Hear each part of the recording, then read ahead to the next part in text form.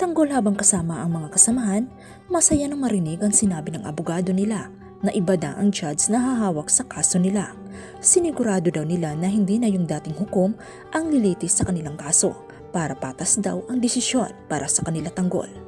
Nagpasalamat si Tanggol sa abogado. Sabat naman ni Marcelo, wala nang poproblemahin pa sila Tanggol, mag-relax na lang daw sila. Bilin pa ni Marcelo sa abogado, ipanalo ang kaso nila Tanggol. At sa loob nga ng korte, masaya at maluwa-luha si Tanggol nang makita muli nito ang kanyang inang si Marites. Ganon rin ang ina nito, habang itong si Rigor galit na tinitingnan ang binata. Ramon masayang ipinaalam sa kanyang ama na sa kanila na ulit ang Quiapo. Sa ginawa ba naman ni Ramon kay Don Ismael, Don Pacondo tinanong ng kanyang apo kung sigurado ba ito na makipagnegosyo sila sa isang katulad ni Ramon.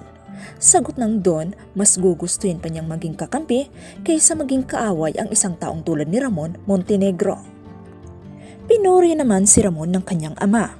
Mabuti na raw pinaalala daw nito sa lahat na sa kanila lang ang Quiapo.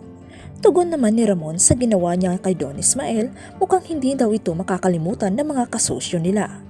At sa paglilitis nga sa kaso nila Tanggol, isang witness ang sinasabi lahat ng ginagawang panggugulpi ni Rigor kay Tanggol. At meron pa daw isang insidente na sinugod sila Tanggol kasama mga tropa nito. Inarmalite daw ni Rigor, pinagbababaril. At isinunod naman itong si Rigor, nililitis ng abogado nila Tanggol. Tinanong ito kung bakit galit na galit daw ito sa kanyang anak na si Tanggol. Ano daw ang punot dulo sa pagmamalupit nito sa kanyang anak?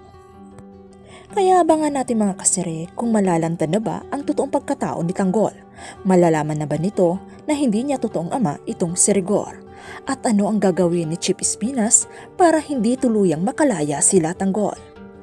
Kaya kung bago pa lang kayo sa channel ko, please click subscribe at pakisundot na rin ang notification bell para ma-update kayo sa mga videos ni upload ko. Bye!